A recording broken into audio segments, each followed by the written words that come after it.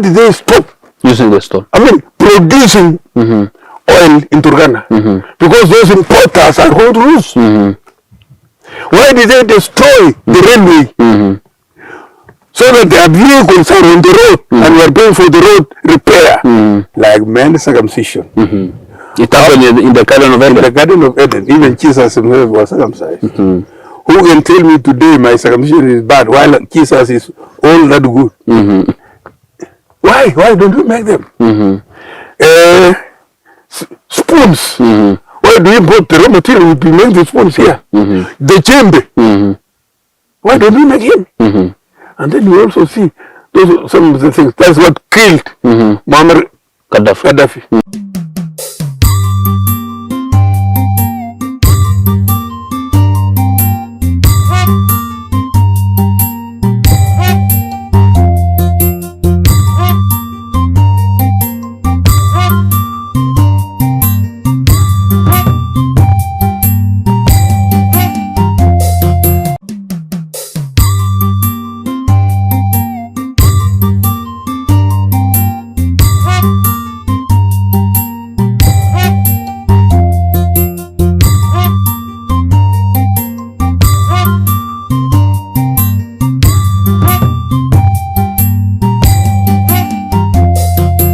Hello guys, this is Tambua Shujaa TV. My name is Dennis Tirop, and today we have traveled far and we are here at Mosorio at Tebeson, sub-location at a place at the family of Mr. and Mrs. Meli. We have come here, guys, to meet this scholar, Mr. Christopher Meli, who is a very known historian. He is also an economist and also a teacher by profession. This is known for advising the young men. He is known also for keeping the records of our history as a Kenya and as a country, Kenya, and the world as a whole. So today we want to talk to Mr. Christopher Meli, who is going to tell us some very many things we want to know. And before we proceed or before we commence our interview, I'm requesting you to subscribe, like, and share our TV Tambua Shujaa.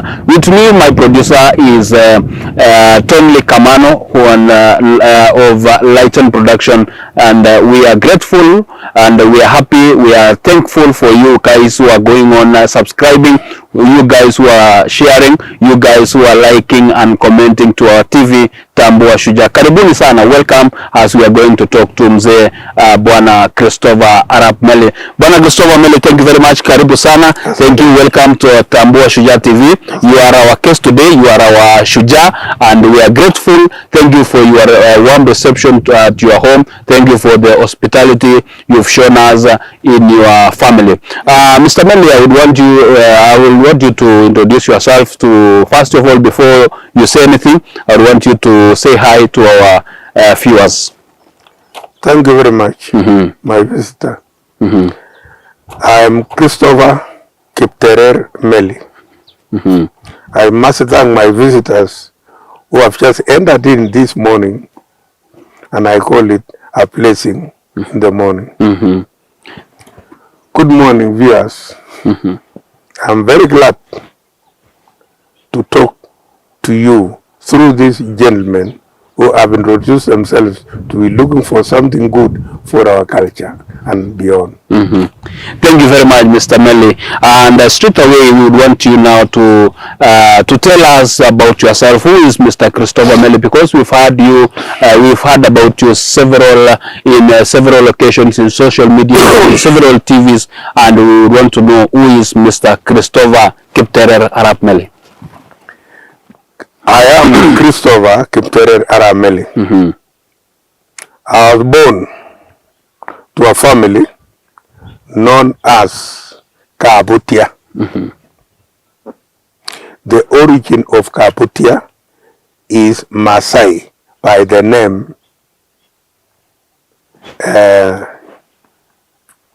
Metere.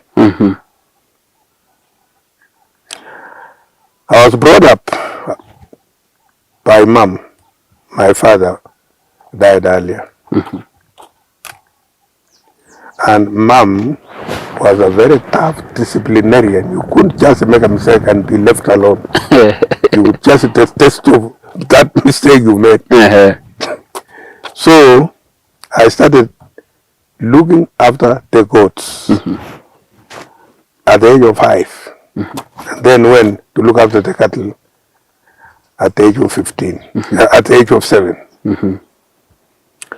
During those days, cattle at the end of the year were to be treated for sold lick at Paraton. Sold lick. Yeah. So parents wanted somebody to train as young as that to know what the Nandis do. So we used to go there and we learned a lot of those things. Later on, some tough elders of minor generation decided to tell our parents that children should go to school. On June 1949, at the age of 12, I went to Standard 1 at Kokwet. And at the end of the year, we wrote Standard 1 examination and went to Standard 2. The fee then was 50 cents a year. And in 1950, we had to pay in Standard 2 1 shilling and 50 cents per year. We went on, and in 1953, we wrote the first national examination known as Common Entrance Examination, CEE. And the results is that we went to Standard 5. The schools which accommodated Standard 5 were 4 schools for boys, Standard 5 to 8, Kapsabit Boys, GAS, Koptumo, ACK, Chepterit Catholic, and Kopiyet, AIC. From Standard 5, you are to continue up to Standard 8. And in Standard 8, we were to do another national examination known as Kenya African Preliminary Examination. That was 1957. The only secondary school in Nandi was Kapsabet Boys. And some of us did not make to the secondary school. We went for primary teacher training college, Kabianga, for a P3 teacher's course, and finished in 1959. In 1960, I was posted in January to teach at Cheptarit Primary School as a headmaster. Here in Mosoriot. Here in Mosoriot. And for 2 years, I was to be transferred to Kokwet Intermediate School, which had classes from Standard 1 to 8 as a headmaster. And at the same time, I passed P3, P2 upgrading test.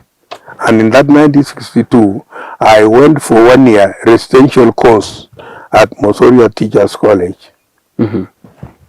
In 1963, I married and became the headmaster Kokwet Intermediate School.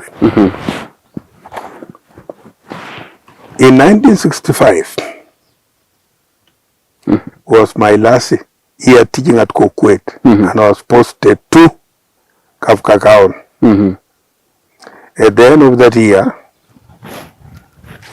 the Catholic fathers asked me to go to Kenya Armed Forces to teach religion as a Catholic catechist. In 1966. Yes. So I started entering army on 3rd January 1967. I was very lucky because I was a reader and there were plenty of books in Nairobi. At the end of 1967, I decided to leave armed forces voluntarily, and I was allowed. I just came home. I read so widely that my mind had a lot of ambitions and a lot of things, plus being a member of parliament. So you joined politics, huh? I joined politics in 1973. I wanted to be a member of parliament for Mosop. Incidentally, the person who one could align to be a member of parliament in Nandi was Marie Chorin Serone. I was not on his part. Okay. He had somebody he had sponsored, and that was the person who took the seat of parliament in Mosop. Robert.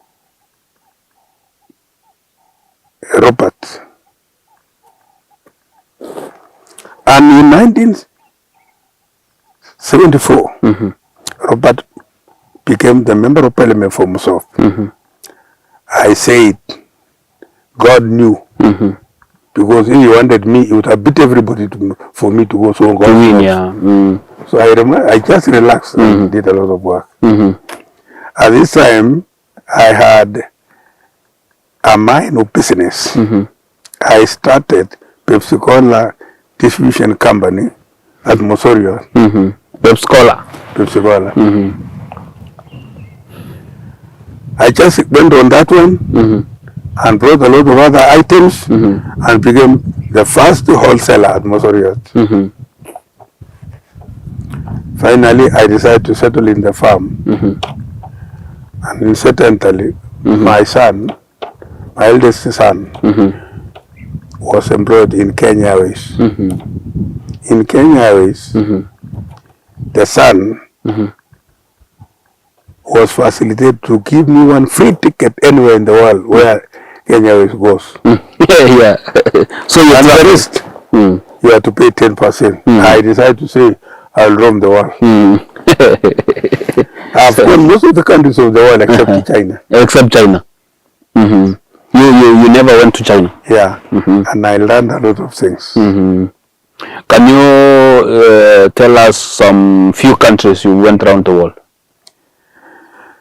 Yeah, the first and foremost, I went to Rome, Italy, and traveled by rail from Rome to Madrid. Yeah. So I went through all those other towns up to Madrid. Then from Madrid, I crossed by rail and then shipped to London. I've been to London 4 times. And I've been to much of the America, from Florida to Minneapolis in the north, twice. I've gone most of the countries in Europe, from Scandinavia, Central Europe, up to the whole of Mediterranean. I also went to Australia, New Zealand, Malaysia, Japan, and those are the smaller countries. And you learned a lot. And one of the things that I encountered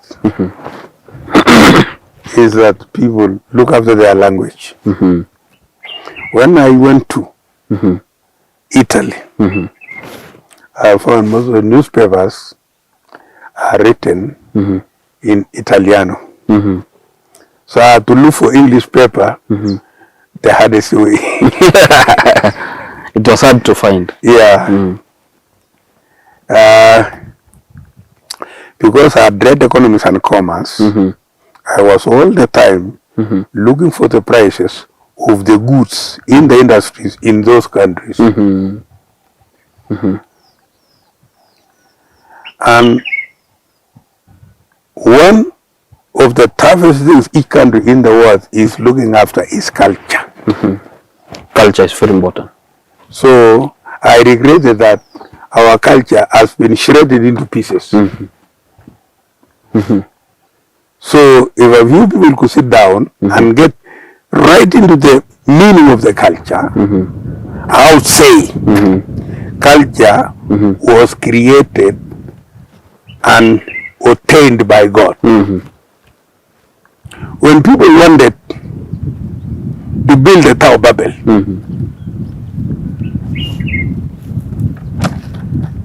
God said no by destroying that single language into 262 dialects and languages. 262.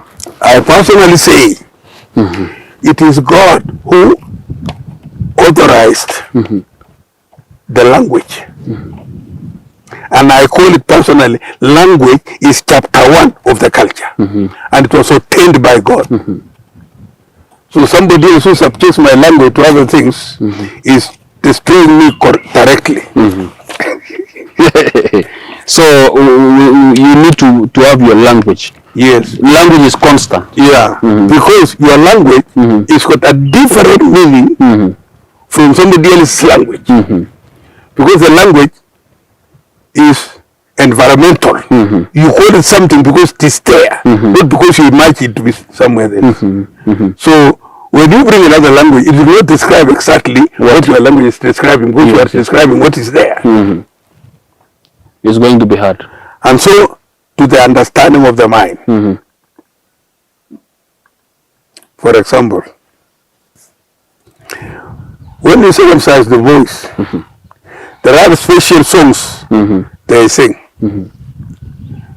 Could any very important person who has read and obtained distinction in Harvard interpret how to sing that Nandi song in English? No, there is no way.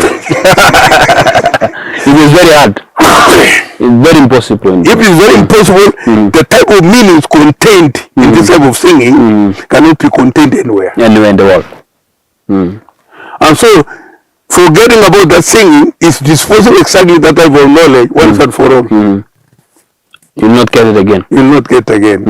So, I personally say, we need to sit, rethink, redesign, and move. We are okay. Thank you very much. Thank you very much, Mr. Christopher Meli. We are going on very well. Thank you. We've heard that you've moved, and we've realized that you've moved around the globe. And we are very happy that we are talking to the right person who is going to tell us much about the world. Let us now talk about the culture. You've talked about the culture and said it is ordained by God, and we want to know briefly about the history of Nandi. The history of Nandi. Yeah. We say the creation of a man in the Garden of Eden. That is where we all started living from there. As a man living here now, and having read some books plus the Bible, there are some activities we are carried on in Eden.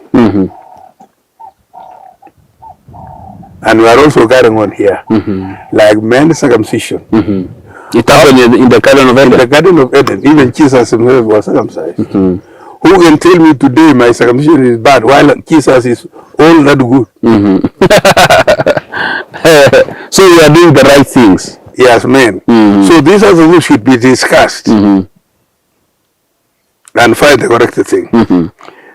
There's been a lot of misinterpretation of some of our things. And a few people could sit, check on them, talk liberally, and you will see that there is nothing wrong with any of our cultures. Just a few. When I say a few, I only want to appease you. Not even a few. You want to make us happy. Otherwise, if we sit properly, is that. One of the things I would like to stress is discipline. Discipline itself is life.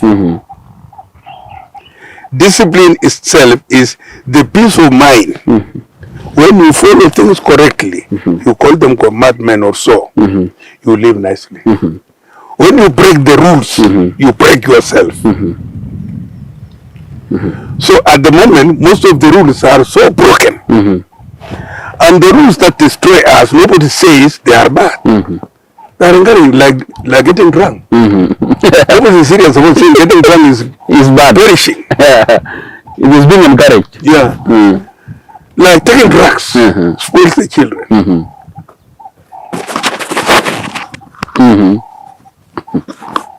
So we need to sit afresh and move forward, because what is required is the right thing to be done for a human being to live better. That's the only way. Yeah. And it will not take a century. The maximum time that it takes is only 25 years. 25 years. And the whole things are gone. Like the economy. Like here in Nandi, for example. There is plenty of water, plenty of people, plenty of land, and other facilities. I don't see the reason why we cannot prosper within the shortest possible time. Yet the rules of survival in the economy is land, number one, labor, and capital. If we've got blend of labor to organize the land and capital, what else in this planet? Why, for the first time in the living history, most of them are so indisciplined that you can't imagine people who were created by God. You think they were created by Him? By Satan. Yet, during the primitive time, somebody can call it so, there was no such indiscipline as we can now witness. People are very indisciplined now, very evil. Terribly indisciplined, very evil. And I would give a number of examples here. So there must be something wrong that we need to adjust to be able to survive. And I appeal now to the youth, wake up. Your future is being destroyed by some people sitting. But if you really wake up, you are gone. And if you want to get the details, see me. So the generation, what is happening now is that the future is being destroyed by indiscipline. Yeah.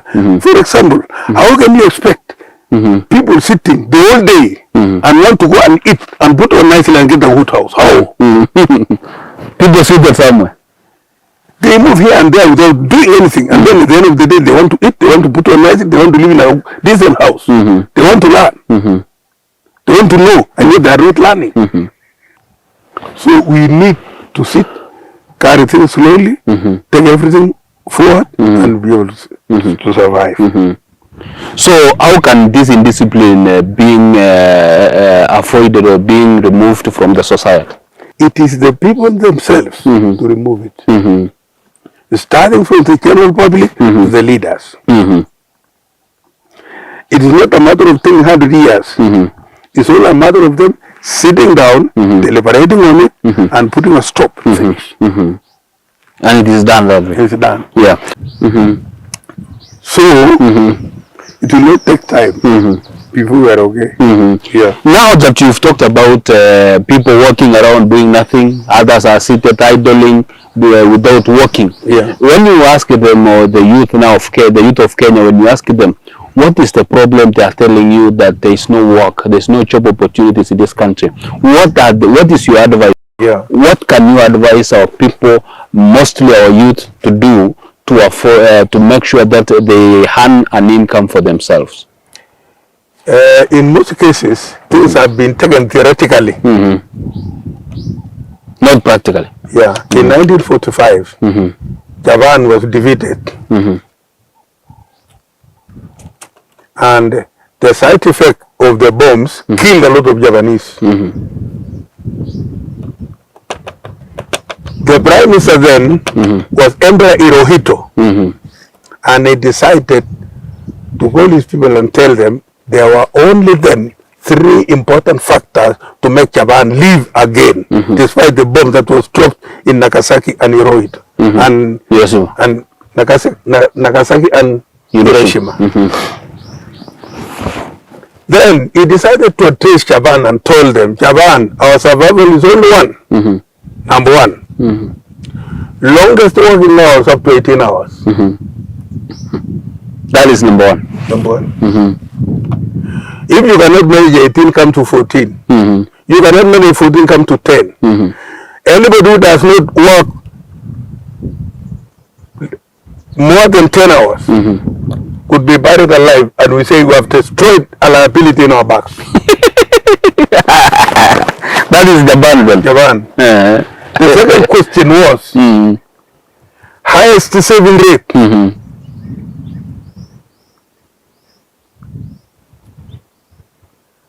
And somebody sells a girl in Nandi here for 40,000 Kenya shillings, goes to bar and comes home in the evening without any money. What's the value of destroying that money without doing anything with it? That's highest saving rate. 3, highest productivity rate. Don't do anything reluctantly. Do it everything correctly, and you'll be survived. At the time I was reading this was 1968, when Japan was number 8 economic power of the world, and recently it was the second economic power of the world, and now it is the third, having been overtaken by Japan, by China. By China, yeah. Why not we? Why do we move around? How do we expect a manna from heaven to come to our place and we use it? Rubbish. So it is the culture, it's the attitude, it is the leadership, and all that. So we need to work on. Yeah, and I need to demonstrate practically. Yes. Okay. So we need to start afresh again. Yeah, thank you very much. So we need to restart again. Yeah. So we need to restart. We need to talk together, because knowledge is nobody's monopoly. Knowledge is collecting a lot of that knowledge. If you take time to collect the knowledge, you will get it. If you just sit idly, you will not get it. Go to where people know things, you will bring. Go to library, then you will get the knowledge. So we've got to come down, sit together, and decide certain things to do. Now let us talk about invention. Most things like these old machines we have, like the camera, they are being imported from outside this country. Yeah. Why is it that nobody has ever invested anything serious in this country? And do we expect an invention going into the future? What can we do as the current generation to ensure that going into the future we are able to invent something for us to avoid importation and all these things? Colonialism became a disease. That although we have been liberated and we have our own governments, we are still under colonial yoke in our thinking. Why do we like to import things every time, even if we can make them? Take wool. We used to have Kikomi and others. Why don't we have them now? And we've got cotton around here. Why do we have hides and skins and we don't make shoes? We have a lot of hides and skin. Yeah, even the smaller things like bed set, we make from cattle horns. Why don't we make? At one time we were exporting them to Italy. Why don't we make? What happened on the way? It's that mentality of being colonized, and we have continued to be colonized mentally. We are not liberated. We are not liberated. We are not liberated in our minds. We are just liberated socially. Socially, but mentally we are gone. And what are the kind of vices? What are the kind of misbehaviors which, as an elder now in our society, you see and say these kind of behaviors can destroy a generation, and it is being practiced during daytime even, and people are taking it normal. And you as an elder, you see and say, if this thing continues this way, the generation will perish. You'll always find that Greeks survived because of their type of behavior, which was pattern. Everything has got to be followed to the letter as a rule. And that's why Greeks became one of the places where some of the civilization started. So unless we come down to the basic discipline to be able to move, will not make it. Right from the homes, parents have relaxed the rules too much. They have not been instructing the children. They have not been very much around with the children, and they have not been following the rules. Always, in simple terms, when you break the rules, you break yourself. So if all rules are being broken, left, right, center, then what is remaining with us? Nothing. Nothing. Still there is plenty of that one. Plenty of everything in the world for Africa. But we need to decide, sit down, and come up with it. And come up again. Yeah. You, when you go to these churches, you as an elder of a church here at home, when you move from one church to the other, you find that there are very few youth. Young people are not going to church. Yeah. What is your advice to these young people? What is the advantage, or what is what will it come out of going to church, praying all the time? Take for example, in the past, before the whites came, there was always one center of power. And when it was said this is wrong, you had nowhere else to appeal. When plenty of centers of power arrived, people who got refuge where to hide when they make a mistake. And it is difficult to manage. See, you cannot manage. When somebody steals something, goes to the church and say, and gets the biggest Bible and sings and says, I'm holy. Whereas inside there is creating a lot of rubbish. In the early days, there was only one center of power. When you are wrong, you are wrong. You have to be cleansed to be able to come back to the society. So we've got also to think in terms of being disciplined to be able to survive. Imagine a work which is being done by 10 people, and then 8 of them get drunk. Will the work go? No. The work will stop. The work will stop. Even a few fellows become rude and steal things. Will the work work? Even in school, a number of teachers are not teaching properly. Will the children learn? No. Even in society, a lot of people are not doing the job. Who will produce the goods? Nobody. Those are some of those small things we don't look at, and they are spoiling the society. When you don't eat properly, you become sick. And a lot of people are sick. Who will be waiting for the people? No one. So unless we come back and put those things, which are very simple, in a straight manner, we will not be able to survive. That is the only remedy. Yeah. So to come together, put those things correctly, and we're okay. Yeah.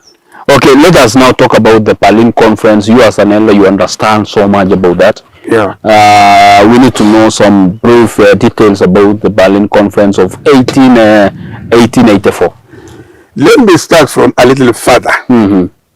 In 1492, somebody known as Christopher Columbus went around the world and discovered a very big good area in America.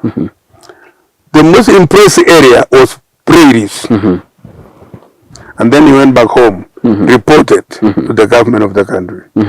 So the whites met and said, okay, we will occupy that plain known as prairies. Unfortunately, or fortunately, when they arrived in America, there were some warriors known as Red Indians.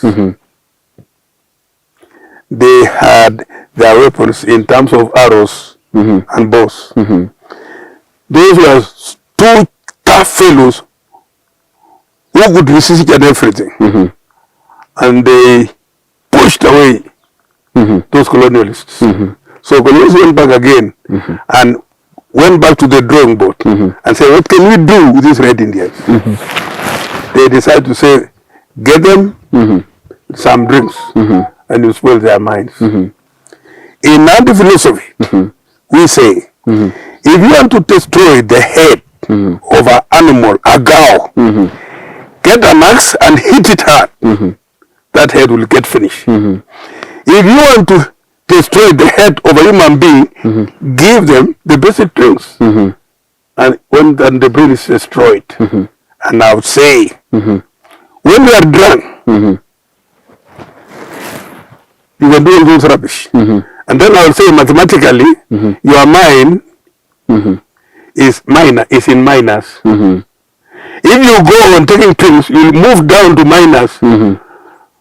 Maybe by the time you want to remedy your mind to come to positive, may be very difficult. So if a lot of people are in minus in terms of drinks, who will be working for anything positive? No one. If the government of the country, countries of the world, encourage drinks, means destroying the brains of the people. If an animal comes, they'll call National Reserve to shoot a lion. Why is this lion being not shot? We use the drink, and everybody is enjoying it. As I'm talking, let somebody else give a better alternative why we should have drinks. Why we should drink? While it is killing people. What about when you had some drugs and some and others were illegal? So there must be somebody somewhere who encourages people to take drinks, take drugs, in the process where destroying our minds and people. Yeah, that's true. Yeah. So you are an economist, and you said that which is the best subject you love so much? In economics is commerce. Commerce, yeah. Yeah. Yeah, and I very well know that. Yeah. Let me just say something here, by the way. In Nandi, assume that there are 400 students in primary and secondary school. The uniform for each one of them, assume to 1,000 shillings. That could be 400 million Kenya shillings in Nandi. Which fool could accept that money to be banned outside Nandi, not to be incorporated into the policy of the Nandis? No one. If we go and buy here and there, we throw that money out. Are we normal? We are not. We are not. Why don't we employ these small fellows around here to sew those uniforms to these students and make that money remain here? Before even I talk about shoes, why don't we make shoes? When I stand as a person, I am not shoes. I can put on any shoes and I remain the same person. Why don't we make shoes around here? We could employ a lot of these people. Why don't we sew shirts, clothes for women, and employ these people? Why are you throwing the money outside here? And yet you tell us that you scored distinction in economics in Harvard, and you don't tell people employ these people by buying them their goods here. Locally produced. Yeah. So, according to, you've seen so many governments coming and go. Yeah. You've talked about 1963 and back. Yeah. It means all the governments which have been reigning or ruling this country, you've been around seeing them. Yes. And after every election in this country, people are expecting things to change. Yeah. When we do an election today, we are expecting the leadership which is coming in to come in with changes, things, and do things which help a common mwananchi. Yeah. In terms of economy. Yeah. As an economist, as a senior economist in this land, what do you think it makes things repeat itself? Nothing has changed. We elect, we remain the same all the time. As an economist, what makes things remain the same? First and foremost, it is the terrible mistake of the general public who elect the people to the seats to lead them. They don't elect a person because one is electable. They elect a person because one has dished their money into their pockets. And since the majority of the people are young and uneducated, they elect somebody who will not be able to lead them the way they want. Because the leader is an interpreter of most of the things. When the general public sit together, it's an interpreter. If one is defeated, they've got a lot of technologies like computer, technicians who can interpret anything, and they come to the right way. So the problem has always been that the right leaders have always not come forward. Yeah, we've not elected the right leaders. Yeah. So that's that. Because much of the work is not in Nairobi. The mobilization of the people on the ground. the amount of work that's required is on the ground. Not simple employment that we go to Nairobi. How many of that could be going? Now, if we produce most of the things that we put over here, we can also sell and get money. And all the richest countries are not those who are employed in white-collar jobs.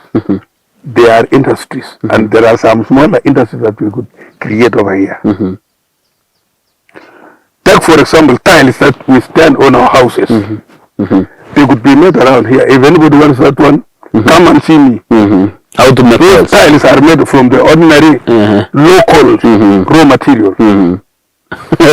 So if I want to make tiles, I can come to you. You teach me how to make tiles. Like those ones, for example. Those ones used to be made somewhere. I know where they used to be made. The local material is the ordinary soil. And that's the soil. And so it's the formation. You can drink the formation. And they are here. If we are looking after our money, why should we go for something else where we should produce here, employ people, sit on them? So we are sitting on materials, raw materials for... What minerals don't we have? Why do we have minerals which are to be extracted here and taken away, and we are not using them? So in this case, it could be a mess that we cannot produce, we cannot import those raw materials except that we've got this style. We will only change those ones and make a little bit better by modernizing, adding on something, and we get here, employ people, buy it here, sell them. Sell them outside this country. Yeah. So it is possible. It is. When I'm talking about it, I'm confident not less than 75%. Yeah. Okay. You are confident that we can do things. Things here. And not next week. Right now. Right now, today. Yeah.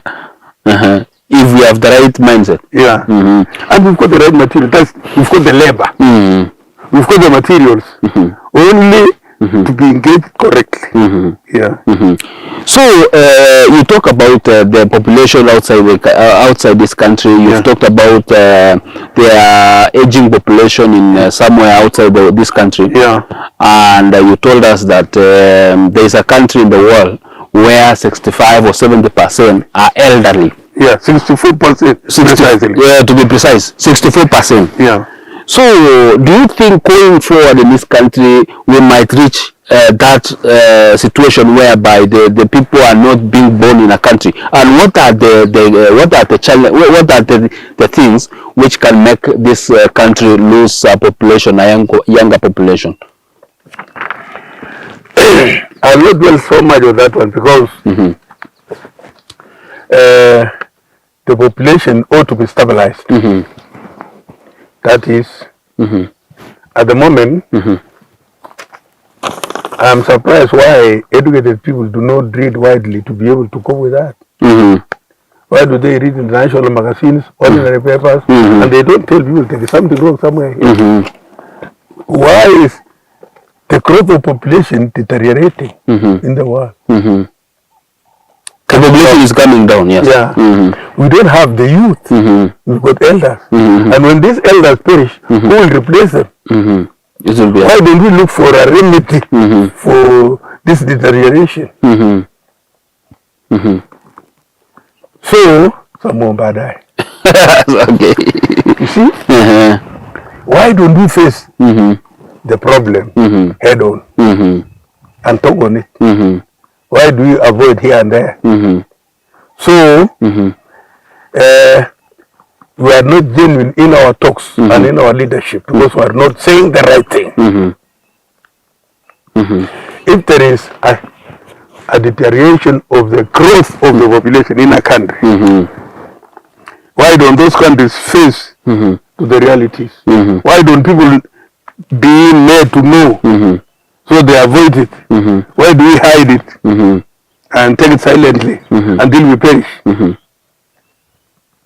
Okay, thank you very much, Tambuashu. This is Tambua Shujaa TV. We are going on with our discussion with Mr. Christopher Arab Meli here at Mosori of Nandi County. We are requesting you to like, share, and subscribe our TV so that we may reach a good number of people, many people, as much as possible. We are requesting you guys subscribe, like, and share our TV so that we can reach the many people as much as possible. Yeah. We are now almost winding up our discussion, Mr. Meli. Yeah. And you told us about the being secretive. What is the importance of somebody now, at this generation, you find somebody, he has so many money, he exchanges cars and to a guy tomorrow.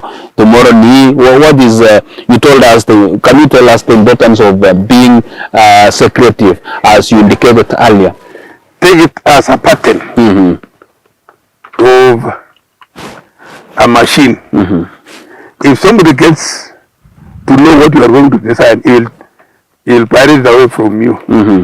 So secrecy is looking after the piracy of the patterns.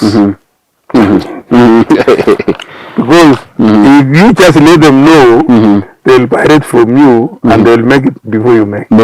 Yeah. Yeah. That's why I'm talking about secrecy. So you need to be very very secretive in doing things. Yeah, it is very important. Yeah. You talked about you've talked about so many things in the past, in 1940s, 1950s, 60s, and you look young. What is the secret behind being this strong with your age? First and foremost is peace of mind. When you kill somebody and nobody knows, it does not mean that you are not worried.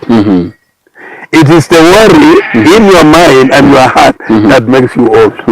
1. 2. The type of food you eat. 3.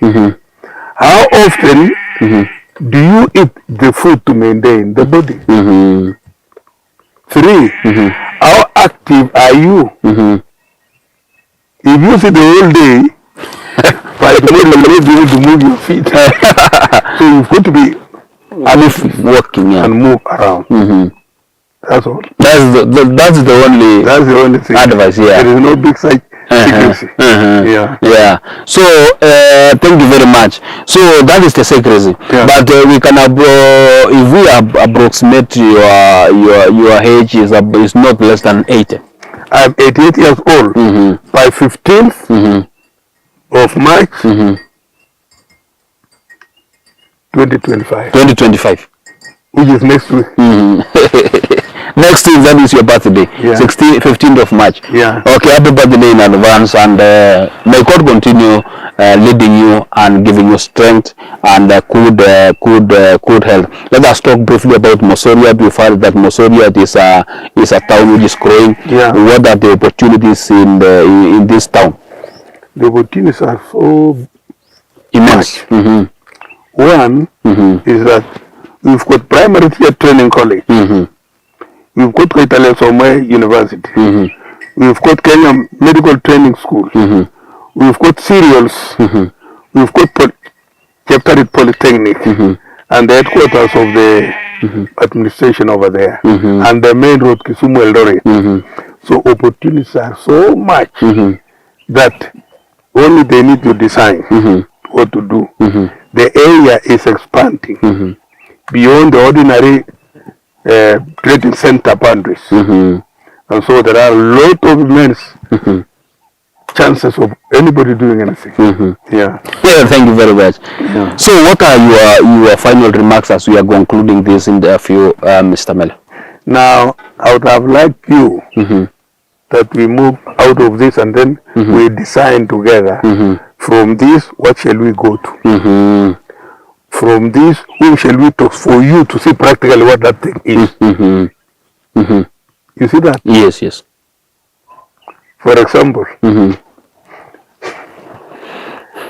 the small bearing of a motor vehicle is sold at 100 shillings. no leader can prove to me that he's a leader unless that bearing is bought by the ordinary person at 60. Because I know it is reaching here at 30. 30 shillings. If somebody is a leader, these people are being stolen day and night. What can they tell me? Honestly, people are being conned. I don't even call it conning. Assassination. I mean, economic assassination. This is economic assassination. Yeah. Because you bring it a commodity at 30 shillings, you sell to people at 150. I had friends from Canada. They wanted to buy some coffee. But this has not been facilitated properly. Let's come with me. And the price there, you cannot imagine. The price is good. Yeah, I get it from here. Yeah. So tell us about the books. I've seen you have a very huge library in your home. Yeah. I have seen so many books. Yeah. What is this? Which book is this? I've seen so many copies around. What are the importance of you reading? I saw the magazines. I saw newspapers for today's newspapers. Knowledge is life itself. Because when you know what it is life itself. It contributes to happiness. It contributes to happiness. It contributes to the freedom of mind. When you know a lot of things, you don't do a lot of awkward things every time. That type of knowledge forces you not to do anything bad. So, I grew up another type of education. I read and finished standard 8 and moved on reading to beyond where professors know. As a class 8 graduate person. I found that my mind is not limited to anything. I could continue reading without even doing an exam. And I've been doing that all my way through without doing any exam. When I addressed Kenya National Commission on Human Rights on historical injustices, I was surprised. When I went to read, I went to talk to the National Commission of Justice Kenya chapter on historical injustices, I was surprised to have not learned certain type of things. And so knowledge is not only classroom, it's only collecting the knowledge. So long as you good ability to collect and interpret correctly is knowledge. Only that you will not get a certificate. Yeah. Noticed. Yeah. But me, a massive that I had never known before. On 13th Friday, December 2024, I graduated to the doctorate. I've got a certificate. I think one day when you come, I'll show you. You show us a certificate? Yeah. So you are a doctor now? I'm now Dr. Christopher Meli. Dr. Christopher Meli. Yeah. So you are a scholar. You've mentioned something about historical injustices. Yeah. Can you mention a few here in the injustices you know, not only here in Nandi, in Kenya? This country was colonized. In Nandi here when Somali was killed in 1905. And Kenya became a colony in 1920. And British government started now ruling this country. When in June 1963, British government left this country to self-internal government. It asked the settlers here to forget the land. And the British government gives loan to the Kenya government so that when the original owner of the land come and take over the land, they pay this money to the government of Kenya, which has received the loan from British government to pay the settlers back home. One, the land was not bought.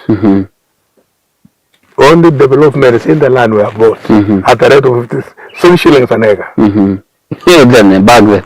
And you have to pay 10% after calculating the whole thing. So, the land was misappropriated to other people other than the original owner. Okay. And I'm making a grievous mistake by saying that one. Because they are in the books. Go and read Ndekwa Land Commission. Ndekwa Land Commission. Not Ndekwa, Ndungu Land Commission. On Ndungu Land Commission. Yeah. Go and read Truth, Justice and Reconciliation Commission. By Petuel Kiplagat. A commission by Petuel Kiplagat. And you'll see all those things. That's where things go wrong. So copies are found in the libraries of Kenya. Nobody, Kenyans are not reading. They are only talking. But they are not reading. Yeah. So you go to government printers and you'll get it. Volume for Truth, Justice and Reconciliation Commission. Read about the Land Commission, you will see it. Go to the old books. If they are serious, go to the Royal Public Archives in London and bring something. So these people are making noise without getting us the facts. They don't have facts. They don't have the facts. They only make noise. And that is it. Yeah.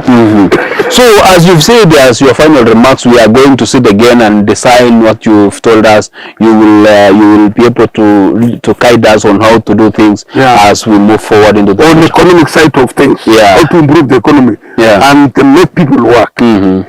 If during our old days you are disciplined to mom, father, ladies, girls, boys, what has changed all of a sudden? That we also accept the wrong decisions which have come to our society very quickly. In the Bible, Sodom and Gomorrah were banned because men crossed the line. But why are these other people around saying it is not bad? Tell me, and Sodom and Gomorrah were banned. Is it the governments and the people who are saying that? Where are the churches to say no? Churches are silent. Do you know what I'm doing? You know, I'm creating a terrible thing to myself, you know, because I'm very confident. And now I'm making them defenseless. But it is only the Catholic Church which has stood to date, right from home to the ground here. These are the fellows. They are not talking about it. They are not talking about it. And why are they not talking about it? What is the problem? You see, it's a different story because churches were created by Jesus Christ. And somewhere it said there will be a lot of wrong prophets. And a lot of churches are wrong prophets. The wrong prophets they are moving on the economic side of things. Side of things. They convert the churches to commercial income money. Yeah. So you know I'm doing a little bad things to the people.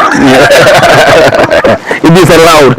It is among the freedom of speech. So I would have also liked when we get those people, we create one thing as an example.